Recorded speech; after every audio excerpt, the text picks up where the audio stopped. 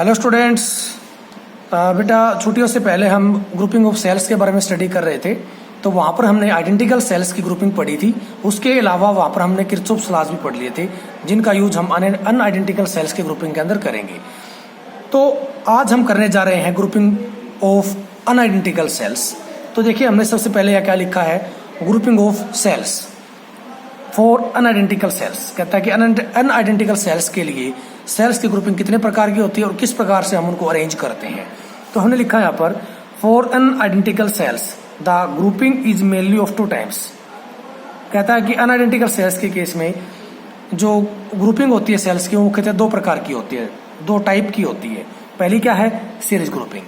तो वैसे तो बेटा आपको पता है सीरीज ग्रुपिंग होती क्या है, हम पहले पढ़ चुके हैं, लेकिन फिर भी हम यहाँ पर आपको बता रहे हैं। देखिए क्या लिखा है, a number of cells are said to be connected in series if they are arranged one after another such that negative terminal of first cell is connected to the positive terminal of second and negative terminal of second cell is connected to the positive terminal of third cell and so on.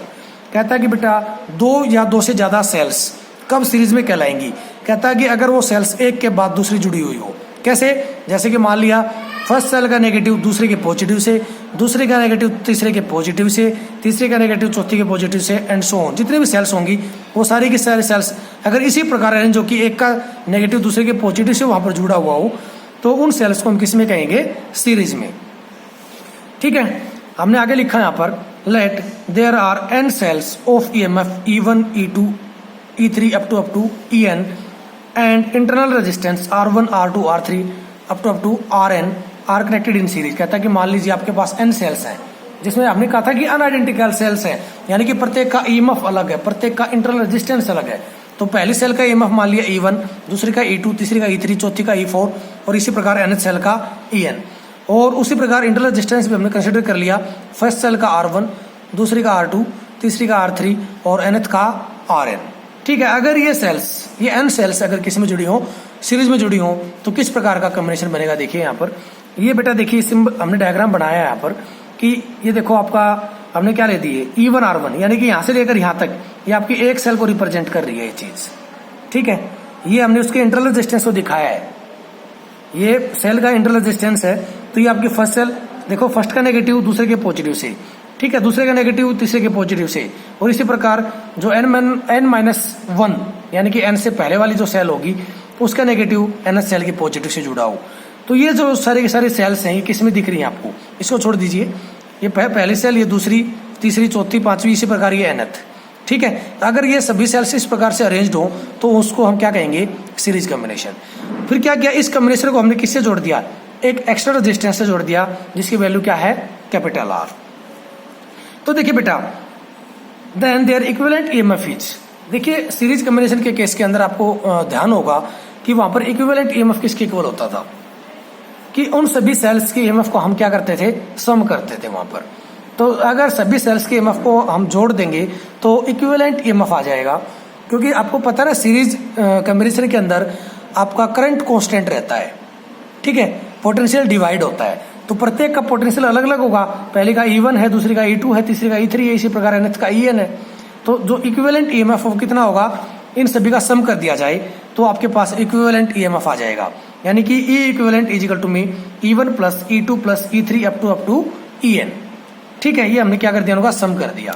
इसी प्रकार series combination के case में internal resistance भी आपको पता है, क्योंकि आप रेजिस्टेंस के बारे में पढ़ चुके हैं। ठीक है, लेकिन उससे पहले एक चीज यहाँ बता देता हूं आपको, if any of the cell is wrongly connected then its EMF is taken negative. कहता है कि मान लीजिए बेटा बाई चांस, बाई मिस्टेक कह लीजिए, अगर कहता है कि कोई सेल उल्टी अरेंज कर दी जाए। उल्टी अरेंज का मतलब है, अगर इस डायग्राम में मैं आऊं कि देखो इसके नेगेटिव से दूसरे का नेगेटिव जोड़ दिया जाए, तो उसके EMF को हम कैसे ले लेंगे यहाँ पर, नेगेटिव। ठीक है, जैसे मान लिया फर्स्ट सेल का ही सेकंड सेल को कह लो, सेकंड सेल को उल्टा करके जोड़ दिया जाए, सेकंड का नेगेटिव यहाँ आ जाए और पॉजिटिव यहाँ आ जाए, तो उस केस में यहाँ पर -E2 लिया जाएगा, न कि +E2। ठीक है, तो इसलिए यहाँ पर फिर से देख लीजिए हमने क्या लिखा, अगर कोई भी सेल रॉन्गली कनेक्टेड है सीरीज कॉम्बिनेशन के अंदर, तो उसके EMF को हम क्या ले लेंगे, नेगेटिव ले लेंगे। ठीक है, और अब बात आती है कि इसकी इंटरनल रेजिस्टेंस की। तो हमने लिखा यहाँ पर equivalent internal resistance is given by, आपको पता है ना कि रेजिस्टेंस जब सीरीज में जुड़े होते हैं तो इक्विवेलेंट रेजिस्टेंस या नेट रेजिस्टेंस किसके इक्वल होता था, सभी रजिस्टर्स के रेजिस्टेंस का सम। ठीक है, सभी रजिस्टर्स जो जितने भी रजिस्टर आपके पास है उनके रेजिस्टेंस को अगर जोड़ दिया जाए तो आपके पास नेट रेजिस्टेंस या इक्विवेलेंट रेजिस्टेंस आता था। तो देखिए आर इक्विवेलेंट किसके इक्वल है, इधर R1 प्लस R2 प्लस में R3 अप टू Rn। तो ये क्या आ गया आपका इक्विवेलेंट रेजिस्टेंस। ओके, अब हमने देखो बेटा डायग्राम के अंदर हमने क्या कहा था, एक एक्सटर्नल रेजिस्टेंस हमने ऐड किया था। तो when external resistance capital R is connected across the combination then current drawn by it is. तो अगर मान लीजिए उस कॉम्बिनेशन के अंदर हमने क्या किया कि कोई एक्सटर्नल रेजिस्टेंस R जोड़ दिया, तो जो वो R एक्सटर्नल रेजिस्टेंस है वो कितना करंट ड्रा करेगा, यानी कि ये वाला जो रजिस्टर है इस पूरे कॉम्बिनेशन ऑफ सेल्स के अंदर से या इस पूरी सीरीज कॉम्बिनेशन के अंदर से कुल कितना करंट विड्रा करेगी, वो किसके इक्वल होगा, I इज इक्वल टू में E इक्विवेलेंट अपॉन में एक्सटर्नल रेजिस्टेंस प्लस में इक्विवेलेंट इंटरनल रेजिस्टेंस। ये क्या है, इक्विवेलेंट इंटरनल रेजिस्टेंस। ठीक है, जब हम एन सेल्स की बात कर रहे हैं तो देखिए किसकी इक्वल आया है, I इज इक्वल टू में इक्विवेलेंस की जगह क्या लिख देंगे, E1 प्लस में E2 प्लस में E3 प्लस में अप टू En, क्योंकि एन सेल्स हैं। Okay, capital R as it is, ये आपका क्या external resistor. Okay, R equivalent की जगह क्या लिख देंगे, इधर R1 प्लस में R2 प्लस में R3 प्लस में अप टू Rn। ये किस केस में बात है बेटा, जब एन सेल्स वहां पर कनेक्टेड हो, तो ये किसके इक्वल आ जाएगा, करंट के इक्वल, यानी कि ये ओम्स लॉ है। ठीक है, according to Ohm's law current किसके इक्वल होता है, पोटेंशियल अपॉन में रेजिस्टेंस। तो ये पोटेंशियल क्या है यहाँ पर, इक्विवेलेंट ईएमएफ, रेजिस्टेंस क्या है, सम ऑफ एक्सटर्नल रेजिस्टर प्लस में इक्विवेलेंट इंटरनल रेजिस्टेंस। ठीक है, उन दोनों का जो सम है वो किसके इक्वल है, वो पूरे सर्किट के नेट रेजिस्टेंस के इक्वल आएगा। ठीक है, तो ये आपका क्या आ गया, current drawn from the circuit. तो ये था बेटा आपका क्या, सीरीज कॉम्बिनेशन ऑफ अनआइडेंटिकल सेल्स। ठीक है, नेक्स्ट वीडियो के अंदर हम पढ़ेंगे बेटा पैरेलल ग्रुपिंग के बारे में। इस वीडियो में इतना ही, थैंक यू वेरी मच।